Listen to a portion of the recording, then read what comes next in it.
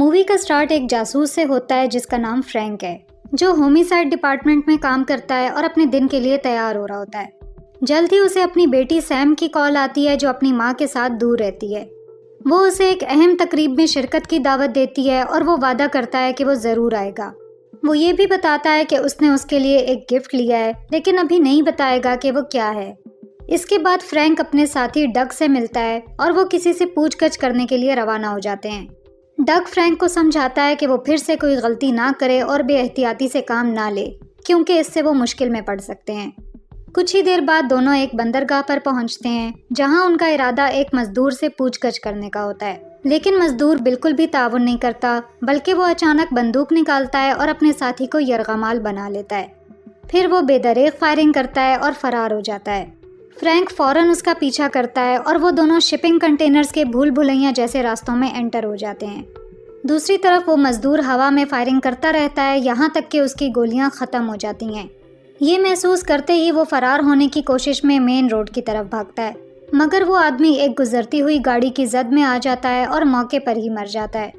Frank بھی اسی گاڑی سے ٹکرا کر سر پر چوٹ کھاتا ہے، جس سے اس کے کانوں سے خون بہنے لگتا ہے۔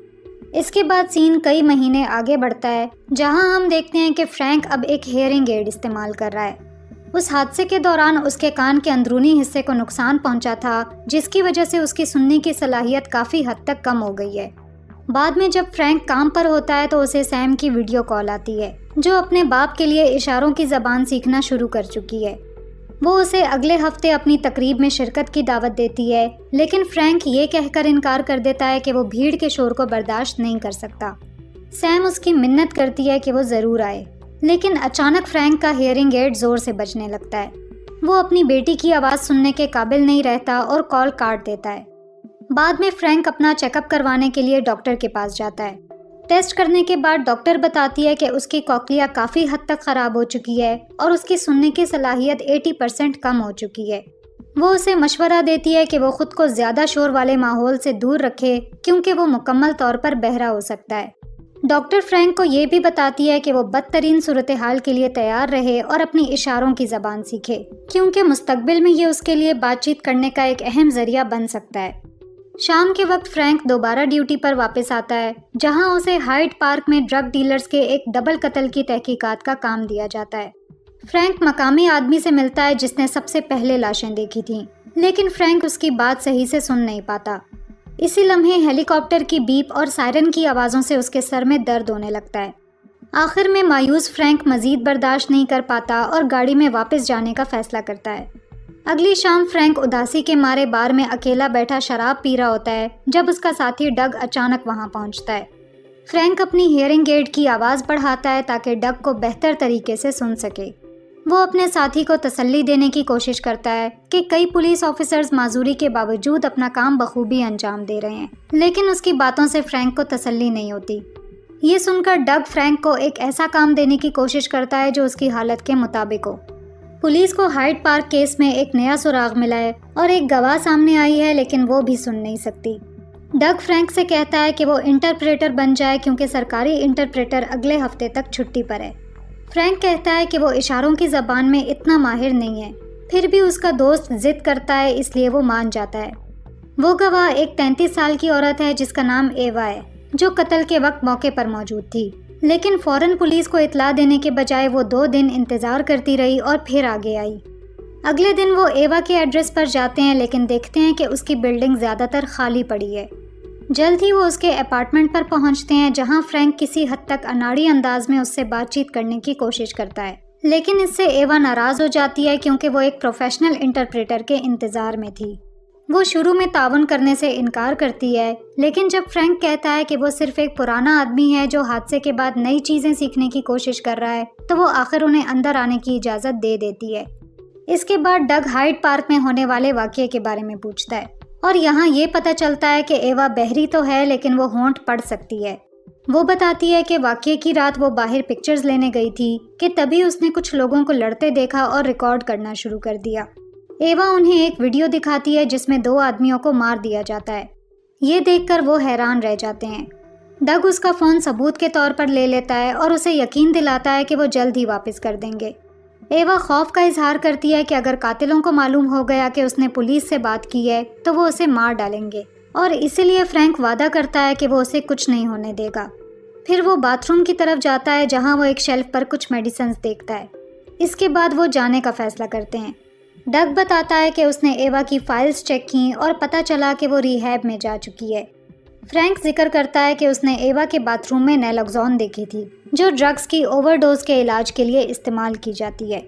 فرینک کو یقین ہوتا ہے کہ ایوا اس رات پکچرز لینے نہیں گئی تھی بلکہ اپنے لیے ڈرگز ڈھونڈ رہی تھی۔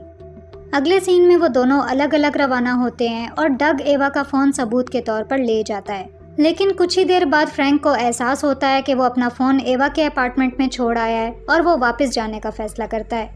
اسی وقت ہائیڈ پارک فائرنگ میں ملوث افراد بھی وہاں پہنچ جاتے ہیں اور سب سے آگے ان کا باس میسن ہوتا ہے۔ میسن اپنے گارڈ کو نیچے کی منزل پر نگرانی کرنے کو کہتا ہے، جبکہ وہ اور اس کے ساتھی اوپر چلے جاتے ہیں۔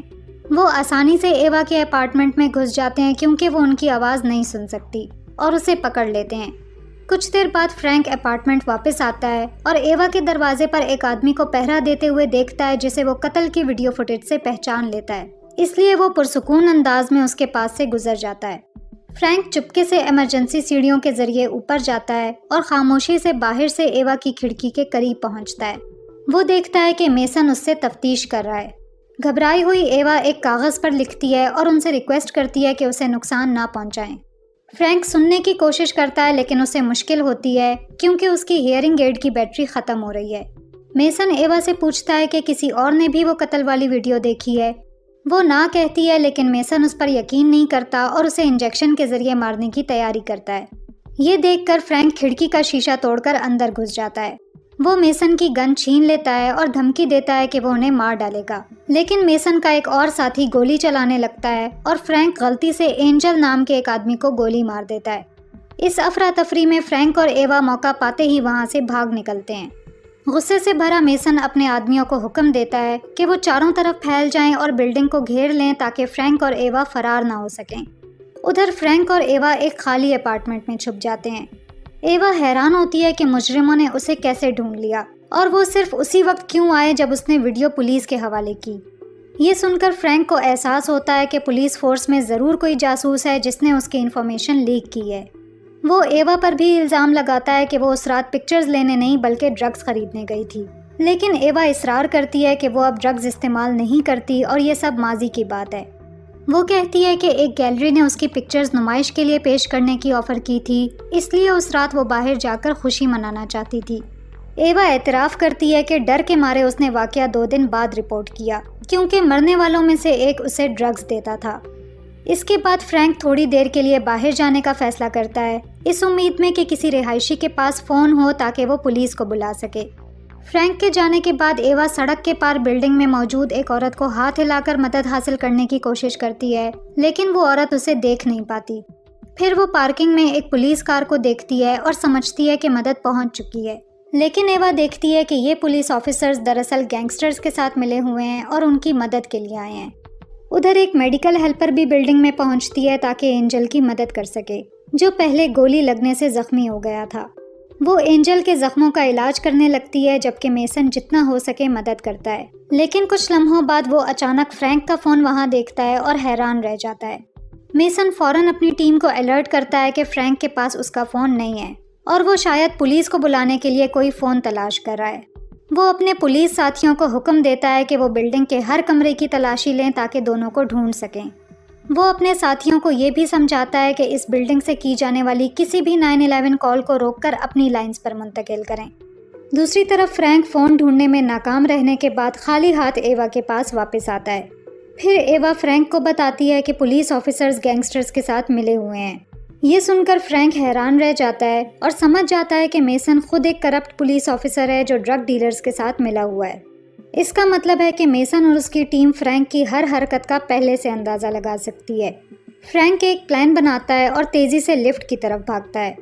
اسی دوران گینگسٹر CCTV فیڈز پر نظر رکھے ہوئے ہیں اور آخر 6ٹھی منزل پر ایوا اور فرینک کو دیکھ لیتے ہیں۔ یہاں یہ پتہ چلتا ہے کہ اصل میں وہ دونوں لفٹ کے اندر ایمرجنسی انٹرکام تلاش کر رہے تھے۔ فرینک بے تابی سے انٹرکام کے ذریعے مدد کے لیے پکارتا ہے اور کہتا ہے کہ وہ ڈیٹیکٹیو ڈگ سے رابطہ کریں۔ لیکن دوسری طرف سے انٹرکام آٹومیٹڈ جوابات دیتا ہے اور پولیس تک بات نہیں پہنچ پاتی۔ پھر وہ دونوں لفٹ سے نکلنے کی کوشش کرتے ہیں، لیکن پولیس آفیسرز کے حملے کی وجہ سے انہیں اندر واپس جانا پڑتا ہے۔ اسی وقت میسن کو فرینک کی موجودگی کی خبر ملتی ہے، جس پر وہ فوراً لفٹ کی طرف روانہ ہو جاتا ہے اور اپارٹمنٹ کو بغیر نگرانی کے چھوڑ دیتا ہے۔ فرینک فوراً CCTV کیمرے کو توڑ دیتا ہے اور گینگسٹرز کو الجھانے کے لیے مختلف بٹن دباتا ہے۔ آخر دونوں 10ویں منزل پر اترتے ہیں اور ایوا کے اپارٹمنٹ میں گھس کر فون لینے کی کوشش کرتے ہیں۔ وہاں انہیں اینجل اور وہ میڈیکل لڑکی ملتی ہے جو ایوا پر بندوق تان لیتی ہے، مگر پھر وہ لڑکی اسے یہ کہتے ہوئے چھوڑ دیتی ہے کہ یہ اس کے کام کا حصہ نہیں ہے۔ اینجل فوراً میسن کو مدد کے لیے بلاتا ہے، لیکن ایوا اسے بے ہوش کر دیتی ہے۔ اس کے بعد وہ اینجل کا فون چوری کر لیتے ہیں اور فوراً دوسرے کمرے کی طرف بھاگتے ہیں۔ جب میسن وہاں پہنچتا ہے تو دیکھتا ہے کہ دونوں اینجل کا فون لے چکے ہیں اور اس کے فون پر کال کرتا ہے۔ ایوا اپنے چھپنے کی جگہ سے میسن کے ہونٹ پڑتی ہے اور فوراً فون کو سائلنٹ کر دیتی ہے تاکہ وہ پکڑے نہ جائیں۔ فرینک ڈگ کو میسج کرتا ہے اور اسے اس نمبر پر کال کرنے کو کہتا ہے۔ اسی وقت فرینک غلطی سے ایک ببل ریپ پر پاؤں رکھ دیتا ہے۔ میسن آواز سن کر چوکنا ہو جاتا ہے اور ان کی موجودگی کا اندازہ لگا لیتا ہے، جس کی وجہ سے دونوں کو دوبارہ کھڑکی کے راستے فرار ہونا پڑتا ہے۔ فرینک اور ایوا سیڑھیوں کی طرف بھاگتے ہیں اور چھپنے کے لیے ایک اور اپارٹمنٹ میں گھس جاتے ہیں۔ وہاں انہیں ایک ان نون نمبر سے ویڈیو کال آتی ہے اور پتہ چلتا ہے کہ وہ ڈگ ہے۔ فرینک کی ہیئرنگ ایڈ کی بیٹری مکمل طور پر ختم ہو چکی ہے اور اب وہ کچھ بھی سننے کے قابل نہیں ہے، اس لیے ایوا ڈگ کے ہونٹوں کو پڑھنے میں مدد کرتی ہے۔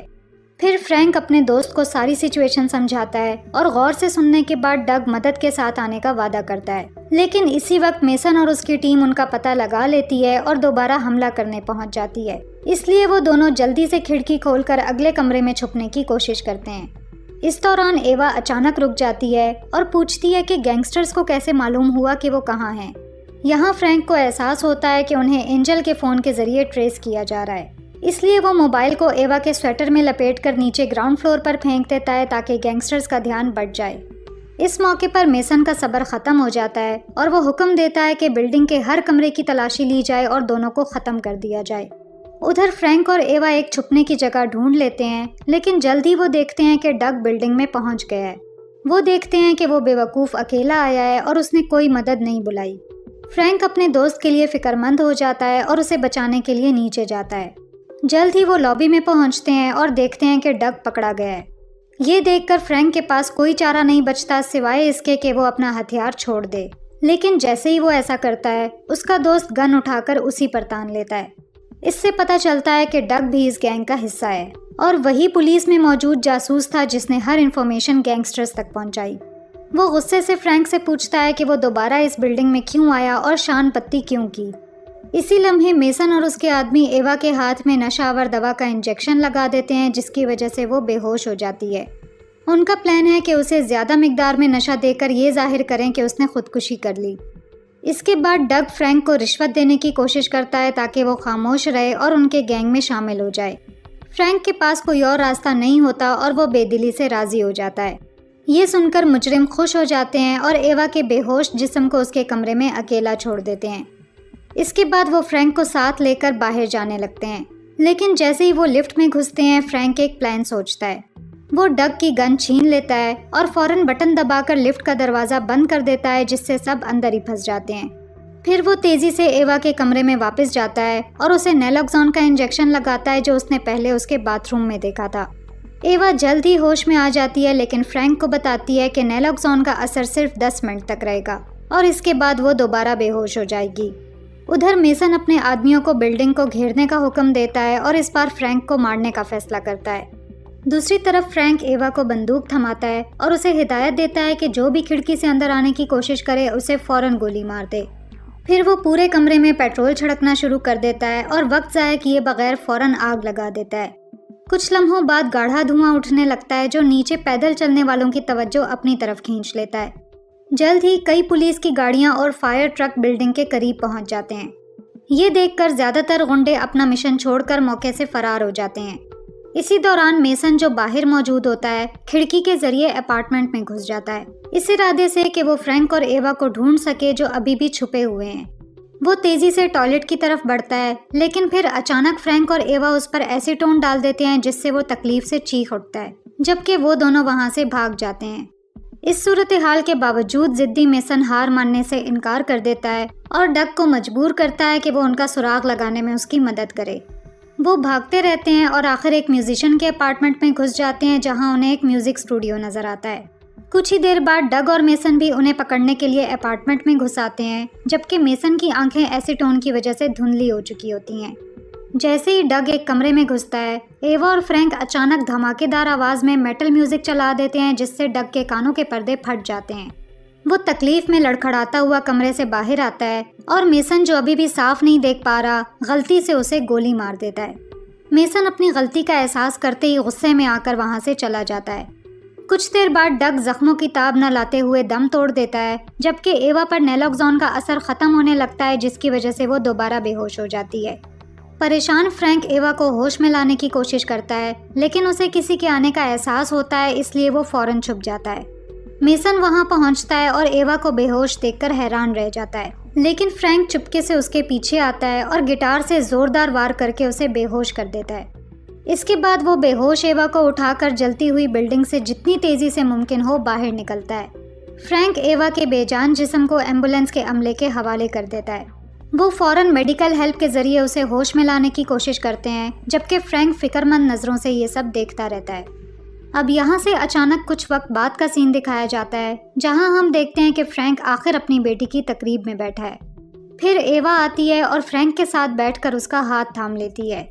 यहाँ ये दिखाया जाता है कि दोनों फैसला करते हैं कि वो मिलकर नई ज़िंदगी का आगाज़ करेंगे, और यहाँ मूवी ख़त्म हो जाती है। मूवी पसंद आई हो तो वीडियो पर लाइक और कमेंट ज़रूर करें, और ऐसे ही मूवी रिकैप्स देखने के लिए चैनल को सब्सक्राइब करें। Thanks for watching.